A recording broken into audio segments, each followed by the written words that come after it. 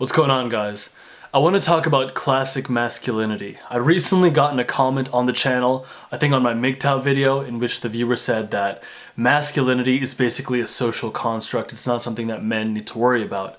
And around the same time, a female viewer DM'd me on Instagram telling me, so many men today are complaining about the lack of feminine women, but what about the fact that masculinity as it once was is dying? Like, guys aren't masculine in the classical way they were anymore. And I found this really interesting that though both these people would have the opposite perspective. On one end, one guy says that masculinity is a social construct, and on the other end there's a female viewer who says that masculinity is dying.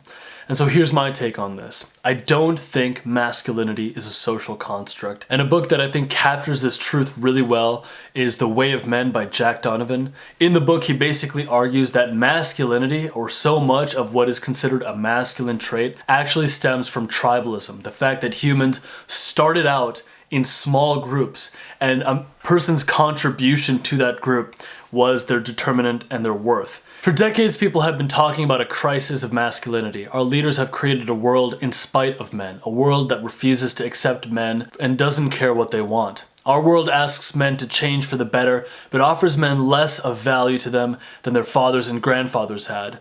The voices who speak for the future say that men must abandon their old ways and find a new way. But what is that way and where does it lead? As I came to understand the way of men, I became more concerned about where men are today and where they are headed.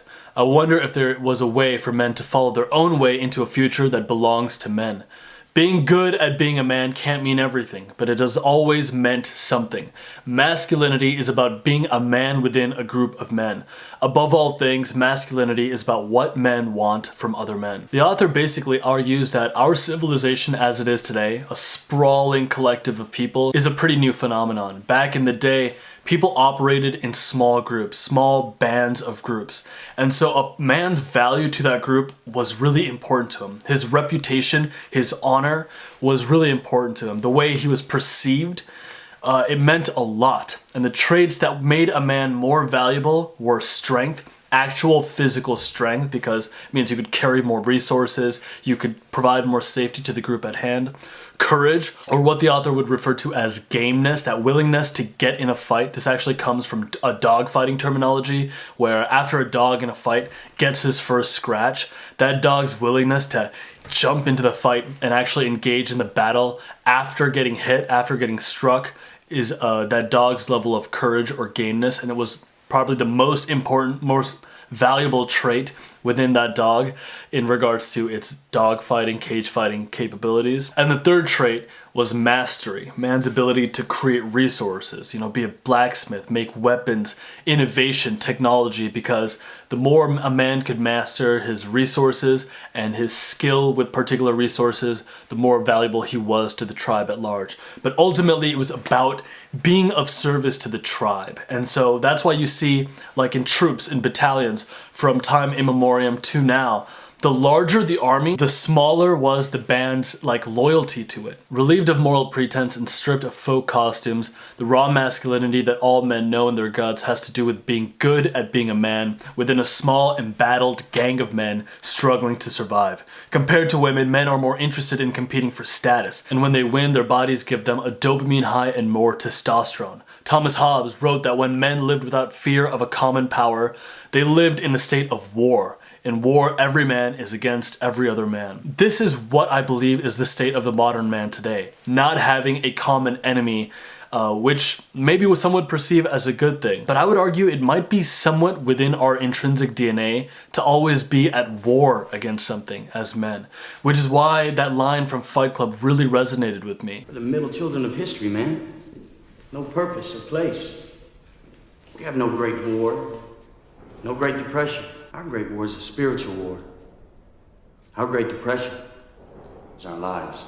Now certainly this isn't true everywhere. There are places in the world that are constantly at war, and it provides tremendous tumultuousness and despair in those places. But that lack of society needing masculinity in the same way it once did, maybe when we were still in small tribes fighting for resources, it actually has led to a tremendous malaise within the average man's spirit. Jack Donovan noted something very similar happening with Roman society as it flourished and progressed. As Romans became more successful and their civilizations became more complex, it was no longer necessary for all men to hunt or fight. Manliness became increasingly metaphorical. Men who did other work could satisfy their need to be seen as men among men by fighting metaphorically, showing social courage, mastering their desires, and behaving ethically. The meaning of the word virtus and the Roman idea of manliness expanded to include values that were not merely survival virtues, but also civic and moral virtues. It was the author Will Durant who said something to the capacity of, a nation is born stoic and becomes Epicurean with time. And I would argue that we are living in a time of great prosperity, Epicureanism. We can have all these tremendous pleasures at our fingertips. And if you think about the incredible availability of super stimuli, such as delicious junk food, I'm minutes away from this very moment. If I wanted to become a fat fuck, I could just go do that in very short order. Or the fact that pornography is so incredibly available, it's the most potent stimulus that you have access to today. And with the rise of things like VR porn and just the incredible hyperstimulus that is on its way with technology, it's no wonder that women make complaints such as there's no more masculine men anymore, and how some people would make the argument that manliness is just a social construct. Well, I'm sure on some level there is an archetype, there is a social construct element to what it means to be a man. And so that classic archetype of Rambo shooting a machine gun, I would agree that that isn't exactly what necessitates what being a man is. But the truth is, at least the way I perceive it, the further you are from those classic manly virtues that Jack Donovan identifies really well, the traits of strength, courage, and mastery, the further you are from those three traits, the more of a malaise you end up feeling, which is why you feel so terrible when you're just engaging in too much pleasure without purpose.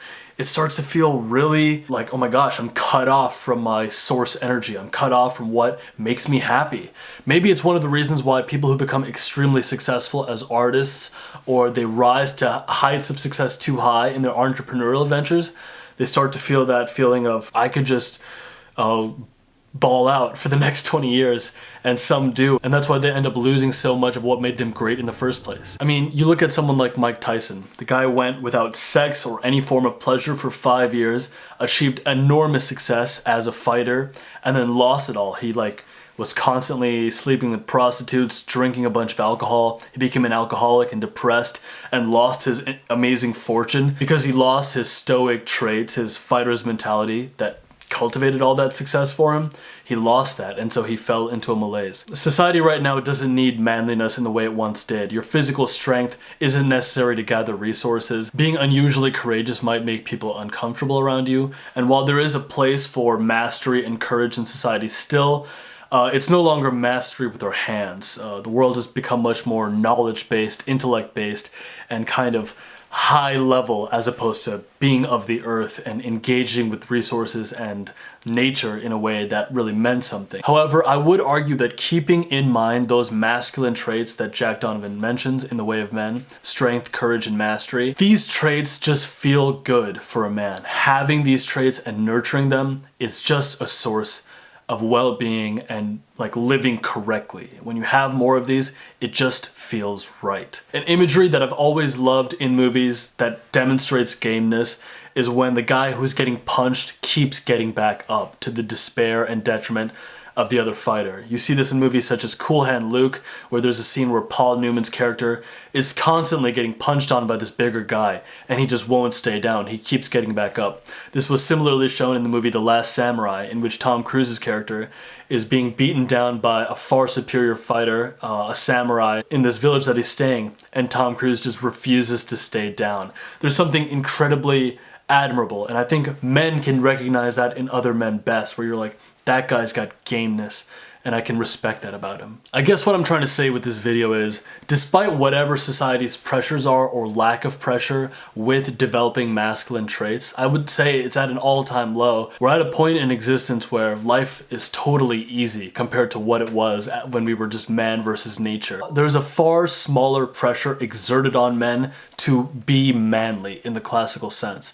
But if a man were to try to be manly, try to cultivate these traits of actual physical strength actual courage, which is what I need to work on the most, trying to have more gameness, willingness to face pain and face the fight, so to speak.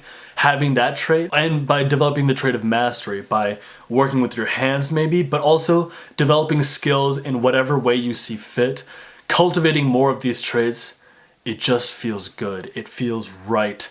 And more people might start labeling you as someone who is good at being a man in that classical sense. Deficient masculinity is simply a lack of strength, courage, or mastery. Deficient masculinity is undesirable and results in low status. Men despise deficient masculinity in themselves because they would rather naturally be stronger, more courageous, and more masterful.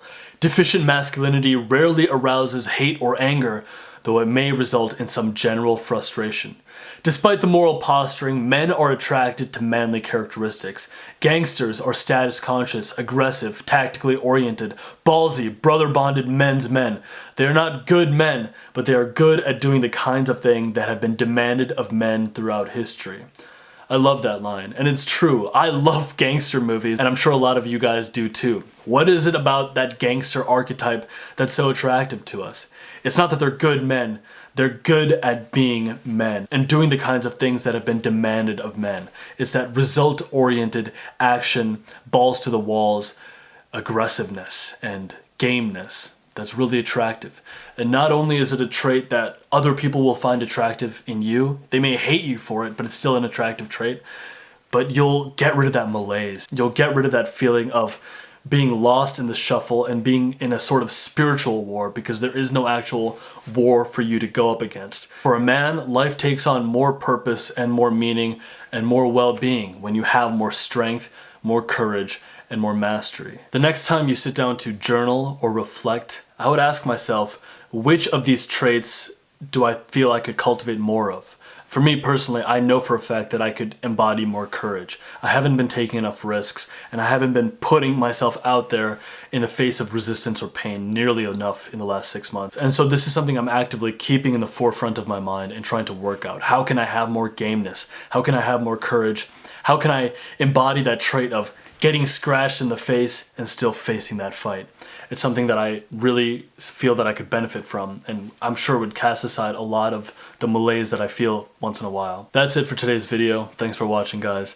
And for anyone who is willing to reflect and cultivate these traits of strength, courage or gameness, and mastery of skills, to us I say, greatness is coming. Cheers.